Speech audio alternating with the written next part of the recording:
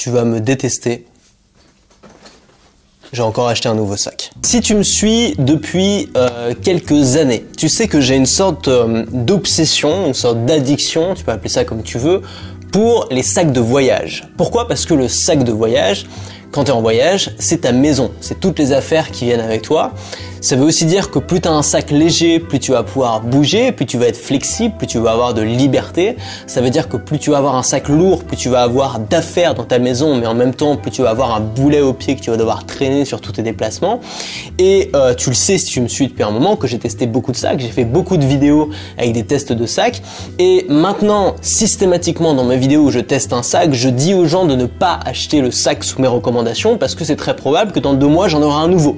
Et ben ça a pas loupé. Il y a peut-être 3-4 mois, j'ai fait une vidéo pour te présenter mon nouveau sac en disant que c'était génial, que ça allait être le sac de ma vie. Et qu'est-ce qui se passe? J'en ai encore un nouveau. Ne l'achète pas. Surtout ne l'achète pas sur mes conseils. Parce que tu vas le regretter, parce que je risque encore dans 2 mois d'en changer. Cette fois, vraiment, je ne me fais plus confiance.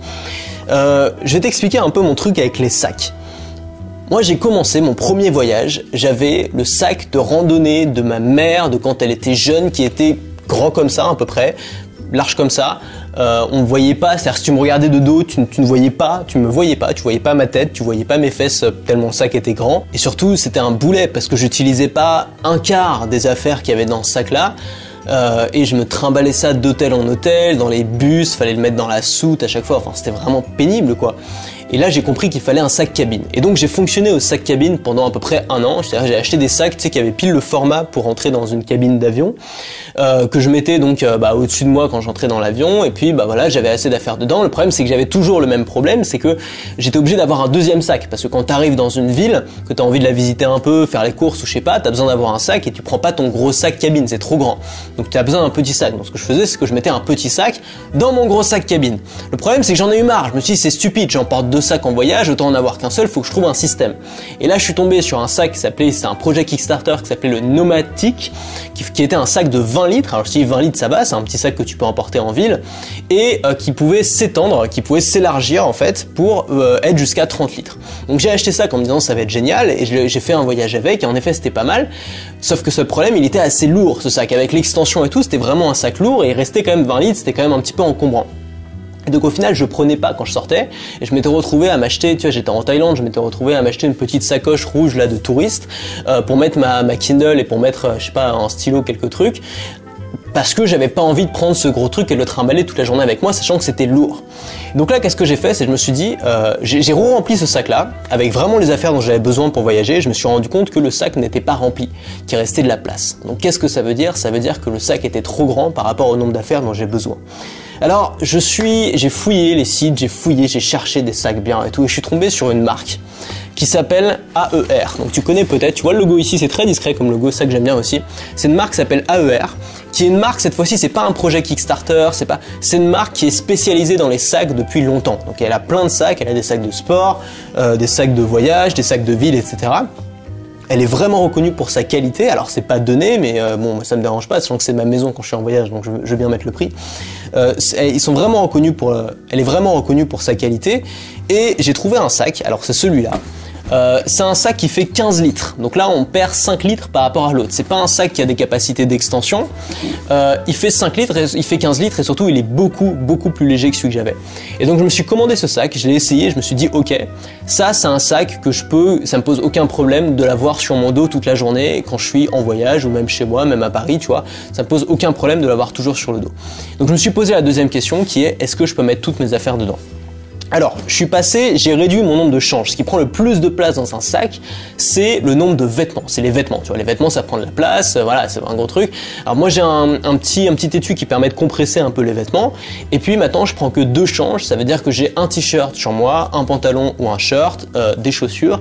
Et dans mon sac, j'ai 2 t-shirts, 2 slips, 2 paires de chaussettes, ce qui me permet de pouvoir me changer une fois, et puis sinon je fais les lessives dans les lavabos, dans les hôtels. Moi ça me dérange pas de le faire, je préfère ça, avoir la liberté d'avoir un sac qui fait cette taille, qui est super léger. Et je suis même allé plus loin que ça, et c'est là que tu vas voir que mon obsession pour les sacs commence à me coûter vraiment très cher. Je me suis acheté un MacBook, tu vois, le MacBook 12 pouces, le MacBook ultra léger qui est à peine plus épais qu'un iPad. Et je me suis dit que j'allais travailler avec ça, j'allais voyager avec ça maintenant. Au lieu de mon MacBook Pro qui était pas super lourd mais qui était quand même beaucoup plus lourd que le petit MacBook 12 pouces. Donc là j'ai commandé, il arrive dans quelques jours. Je vais essayer de faire du montage vidéo dessus. Alors j'ai pris la super config et tout. Comme maintenant mes montages vidéo ils sont assez simples, à mon avis j'aurai pas trop de problèmes. Il y a pas mal de techniques aussi pour faire du montage vidéo sur un appareil moins puissant. Je te donnerai sûrement des conseils une fois que j'aurai un petit peu bidouillé ça. J'ai aussi réduit mon nombre de chargeurs, c'est-à-dire qu'avant j'avais un chargeur pour l'iPhone, un chargeur pour le Mac qui sont quand même vachement gros. Maintenant j'ai ça, c'est Anker qui fait ça, qui est un chargeur qui propose 4 ports USB avec charge rapide et un port USB-C qui permet de recharger le MacBook à 30 watts, donc au maximum de sa capacité. Après j'ai des petits câbles d'1 mètre, ce qui me permet, en plus tu vois c'est assez long, ce qui me permet de pouvoir recharger mon Mac, tous mes appareils. Donc là j'ai USB, micro USB, avec un seul boîtier qui est pas très gros par rapport à si je devais me trimballer tous les boîtiers des différents devices. Alors je vais pas tout te détailler parce que moi mon objectif à long terme, alors je t'en parlais à la fin de ça, mais c'est un truc un peu fou, un rêve un peu fou. Je vais pas tout détailler, en fait le but de cette vidéo c'est de te parler d'optimisation. Moi l'optimisation c'est une de mes passions et je le vois comme un loisir, c'est-à-dire que c'est pas une optimisation douloureuse, c'est pas en mode oh là là ma vie elle est pas bien, faut que j'améliore, faut que j'améliore. Je suis heureux de ma vie, je suis heureux de mes sacs, je suis heureux de tout, simplement j'aime optimiser les choses, j'aime essayer d'avoir un setup un petit peu meilleur à chaque fois. C'est pareil pour les outils que j'utilise, c'est pareil pour mon business, pour ma façon de travailler, j'essaie toujours d'optimiser. Et je voudrais te donner ma définition de l'optimisation. Pour moi, l'optimisation, c'est avoir comme loisir, donc c'est bien un loisir, c'est pas un truc dont tu te sens forcé de le faire, avoir comme loisir de tendre vers la perfection tout en sachant qu'on ne va jamais l'atteindre.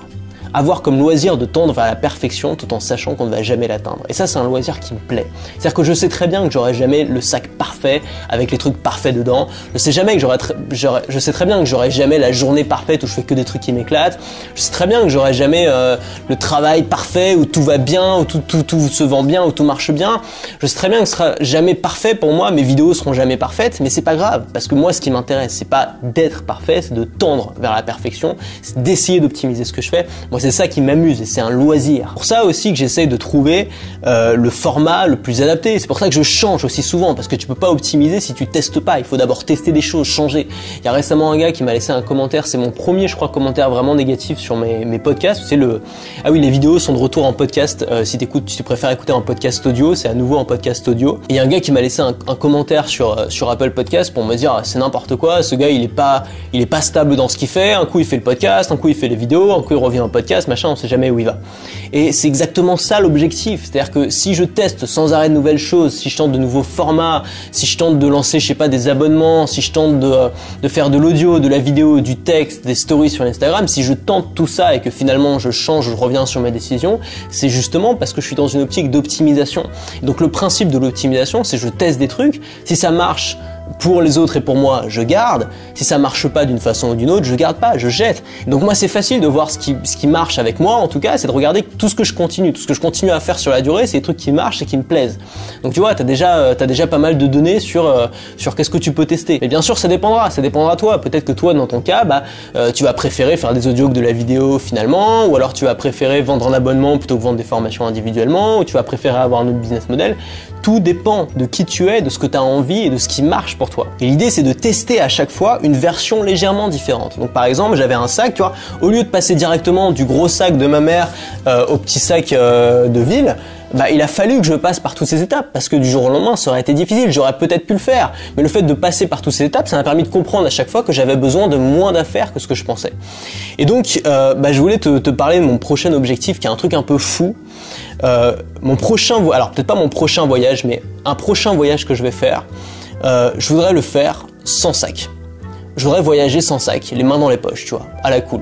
Alors comment je vais faire ça? Je pense que je ferai une vidéo pour tout expliquer. J'ai déjà des petites idées en tête. À mon avis, je partirai peut-être 5-6 jours, tu vois, peut-être pas une semaine. Je partirai quelques jours comme ça, sans sac, avec juste quelques trucs dans mes poches, avec juste les vêtements que j'ai sur moi. je testerai, tu vois, j'essaierai d'apprendre des nouvelles manières de se brosser les dents sans brosse à dents, enfin bref, voilà. C'est un truc qui me fait kiffer, alors ça veut pas dire que je vais garder ça, après probablement je reprendrai un sac, ça veut dire que j'ai envie d'essayer de tendre, j'ai envie de tester, voilà, j'ai envie de tester des trucs, je te le partagerai, si tu me suis c'est probablement que ça te plaît. Donc, la conclusion de cette vidéo, n'achète pas mes sacs, parce que mon avis sur les sacs peut changer d'un instant à l'autre, même si celui-là vraiment je l'aime bien, mais n'écoute pas ce que je te dis. Le deuxième conseil que je peux te donner, c'est l'optimisation, c'est cool, essaye. L'optimisation, c'est le loisir de tendre vers la perfection tout en sachant qu'on ne l'atteindra jamais. Et dans n'importe quel domaine, dans n'importe quelle thématique, dans n'importe quelle, je sais pas, dans ta vie personnelle, dans ton couple, dans ce que tu veux, tu peux tester à optimiser les choses, tu peux tester des choses, et pour moi c'est comme ça qu'on a une bonne dynamique, c'est comme ça qu'on s'amuse. Et donc oui, ça sert à rien de toujours en vouloir plus, mais accepter d'en vouloir plus pour le jeu, pour le fun, pour le voyage, pour le chemin, je vois pas où est le problème.